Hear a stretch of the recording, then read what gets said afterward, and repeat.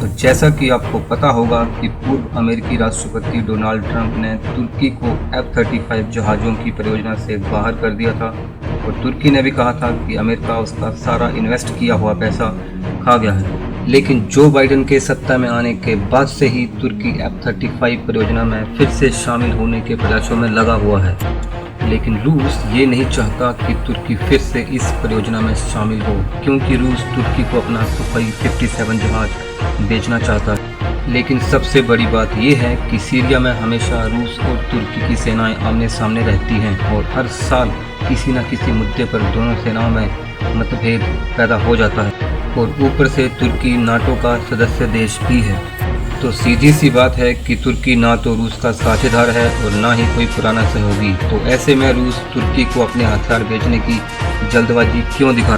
तो इसका सीधा मतलब है कि रूस तुर्की को अपने हथियार बेचकर उसकी मदद नहीं बल्कि तुर्की को नाटो संगठन से तोड़ना चाहता है और तुर्की पहला ऐसा नाटो सदस्य देश बनेगा जो रूस के हथियार खरीद कर बर्बादी की कगार पर खड़ा हो जाएगा।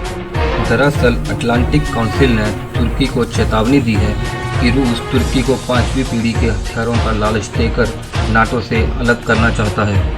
अटलांटिक काउंसिल ने यह भी कहा है कि तुर्की पहले से ही रूसी S-400 एयर डिफेंस सिस्टम लेकर नाटो देश के सदस्यों के प्रतिबंधों को झेल रहा है और अगर अब भी तुर्की ने रूसी हथियारों को खरीदा तो उस पर और भी कड़े प्रतिबंध लगाए जा सकते हैं। और रूस चाहता है कि तुर्की उसके हथियार खरीदे, क्योंकि तुर्की जितने रूस के हथियार खरीदेगा तो नाटो देश और अमेरिका उतने ही कड़े प्रतिबंध तुर्की पर लगाएंगे, जिससे तुर्की और नाटो के बीच और भी टकराव बढ़ेगा और इसका सीधा सीधा फायदा रूस को ही होगा। और एक बार तुर्की रूसी हथियारों के जाल में फंस गया तो नाटो के दरवाजे तुर्की के लिए हमेशा के लिए बंद हो जाएंगे।